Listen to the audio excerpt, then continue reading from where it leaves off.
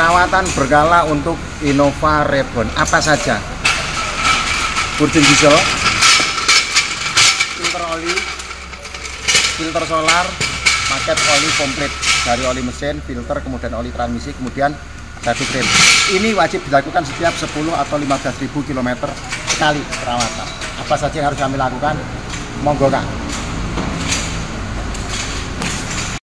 Ya, pertama kita akan mulai prosesnya dari melepas ban untuk pengecekan kampas rem terlebih dahulu.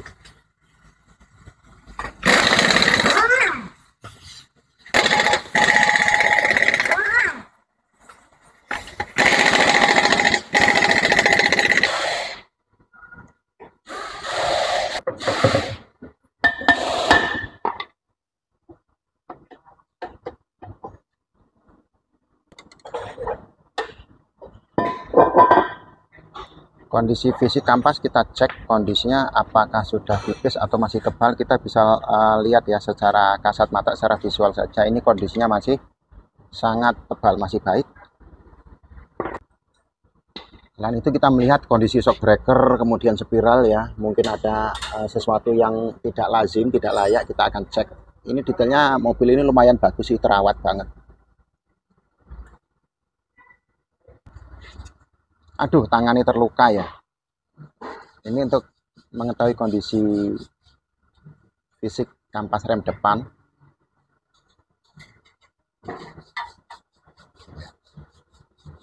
Ini masih 60-70%, masih tebal. Jadi cukup dibersihkan, kemudian nanti diset, diamplas saja seperti ini permukaannya untuk mendapatkan permukaan yang bersih sehingga daya jangkremnya juga sangat baik.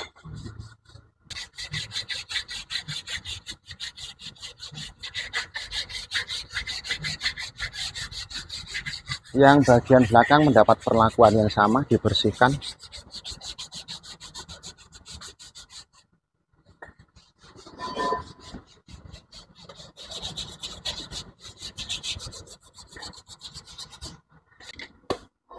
Setelah dipastikan benar-benar bersih, tromol dipasang kembali.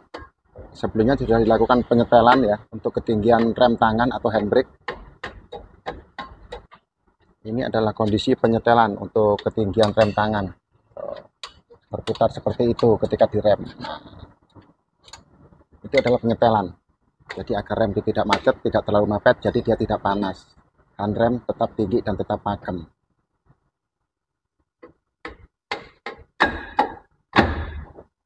Oke, tepat, sudah mantap, tinggal dipasang.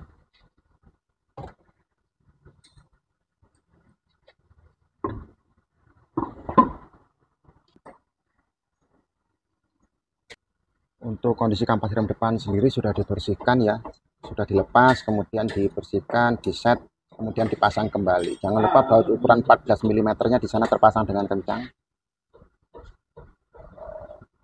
Oke.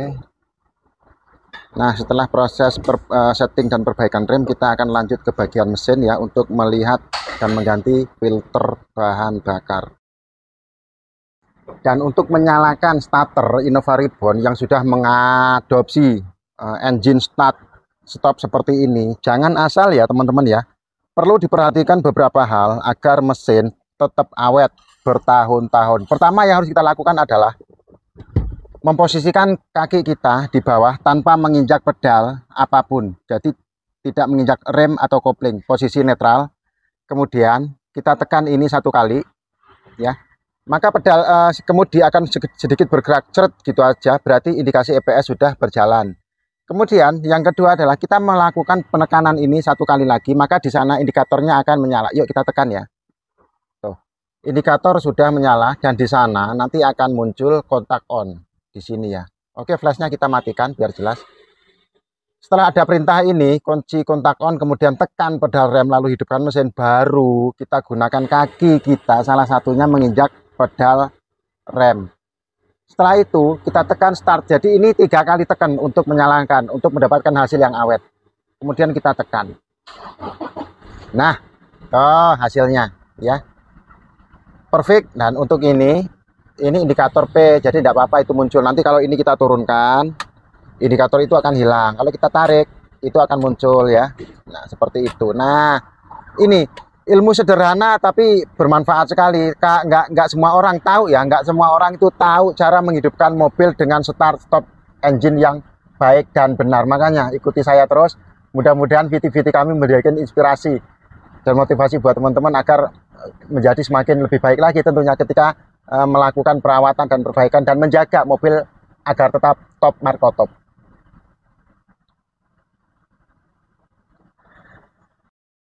Setelah melakukan perbaikan pada sistem rem, kita selanjutnya mengganti filter solar. Jadi ikuti langkahnya ya, mulai dari awal seperti ini Kak. Ya, jadi harus ngelepas itu tadi. Nah, kemudian filter solar ada di daerah sini. Nanti proses pelepasannya tetap kita akan tayangkan. Hanya menggunakan satu buah tang saja dan satu baut kunci 10 mm untuk melepas locknya ini.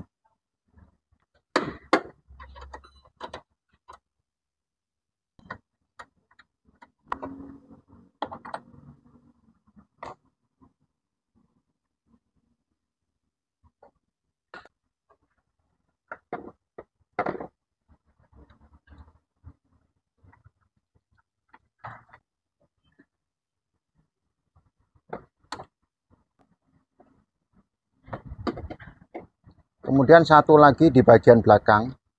Ya, kelihatan. Nanti selangnya itu ada 4 yang harus dilepas.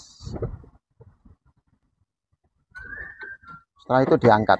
Nah, seperti ini. Kita akan lanjut ke proses mengganti filter solarnya. Kita harus cari tempat khusus ya. Ya. Tuh, jadi filter solarnya seperti ini. Ini belum pernah ganti kayaknya ini. Sudah beribu-ribu kilo ya sampai warnanya hitam seperti ini.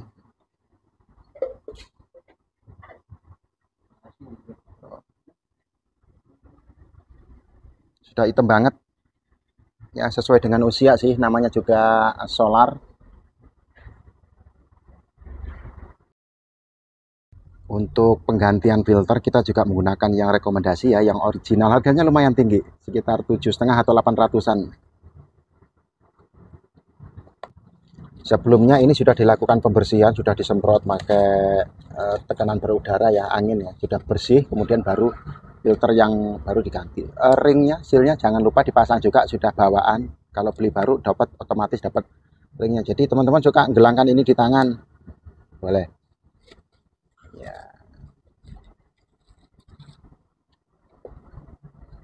Jadi untuk masang ini nggak ada harus menghadap ke arah tertentu, tetapi proses nutupnya ada. Karena ada segitiga yang harus ditemukan. Jadi untuk pemasangan di sini ada tanda segitiga ya. Kemudian di sini temukan segitiga ini dengan segitiga yang di atas. Yang ini. Setelah itu ditekan sampai dengan full. Kemudian dikencangkan kembali. Jadi mengencangkan ini harus segitiga ketemu segitiga ya. Tandanya nanti kita akan sepil. Biar enak dihafal. Jadi segitiga yang kita maksud adalah segitiga ini dan juga segitiga yang di bawah. Ini kan ada segitiganya Kak. Oh, ya.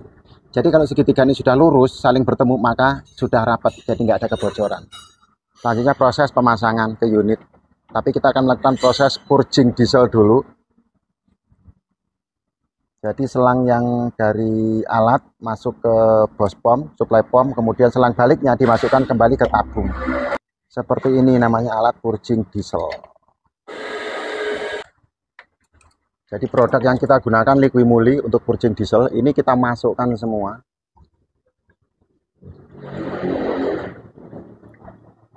Oke, kalau untuk di bengkel-bengkel saya yakin sudah punya yang untuk alat purging diesel seperti ini ya.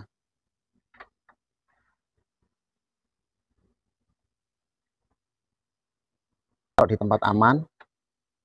Nah, setelah itu selang baliknya yang masuk ke tangki kita ambil untuk dikembalikan lagi ke sini, dan ini akan terjadi proses sampai dengan habis. Nanti sini harus mentok sampai bawah ini, jadi kurang lebih memakan waktu 45 menit sampai 1 jam untuk Innova Reborn yang 2 KD ya.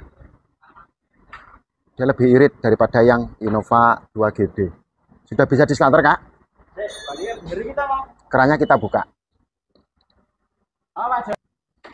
Setelah dibuka kerannya ya, itu sudah mulai pada masuk ke bagian bawah. Nah, sudah dinyalakan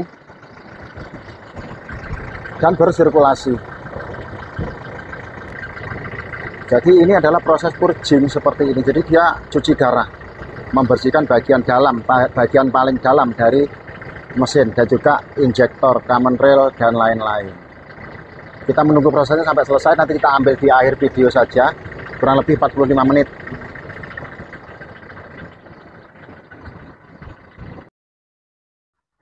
Langkah akhir dari proses tadi semua adalah penggantian oli.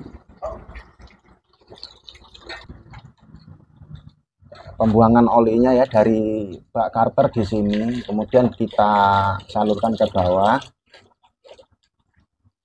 Kita wadahin olinya, jadi nggak dibuang sembarangan. Kita tunggu sampai benar tetes terakhir, nanti kita akan tutup. Setelah 8-10 menit proses pembuangan oli, sudah tinggal tesnya saja, dikencangkan lagi mur bautnya. Kemudian kita akan melakukan proses penggantian filter bahan bakar, bukan filter oli. Letaknya dari atas. Yuk kita pindah ke atas. Di bawah juga, Kak?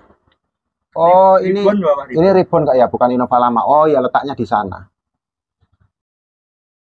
Untuk penggantian filter oli ya, langsung diganti di tempat. Jadi di bagian bawah sini sebelah kanan menggunakan special tools, kunci khusus seperti jangkar dan cakram untuk melepas filter oli.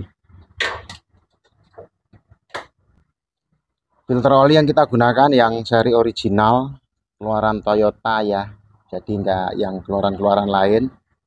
Jadi kita merekomendasikan yang suku cadang yang asli. Setelah terpasang dengan baik baut tap dan juga filternya, selanjutnya kita mengisi oli ya dari lubang pengisian. Pastikan sana nggak salah, jadi harus masuk dan nggak ada oli yang tertumpah. Untuk TMO, jenis oli yang digunakan ya diesel ribbon. Pengisian untuk ribbon, jadi ganti oli dengan filter bisa menggunakan oli 7,5 liter.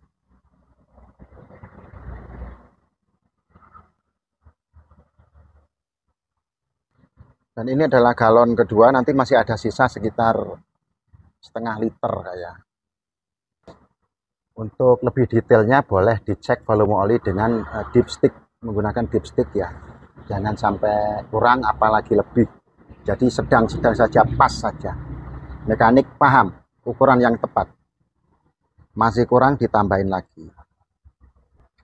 Setelah cukup, tutup, jangan lupa dipasang kembali. Selanjutnya kita akan melakukan proses test drive. Tapi kita seperti biasa kalau test drive nggak boleh ngikut ya, cukup kita menunggu hasilnya. Nanti Topi Miring tinggal melakukan quality control di dalam bengkel. Sekian, sampai jumpa di video Topi Miring selanjutnya. Sampai jumpa lagi.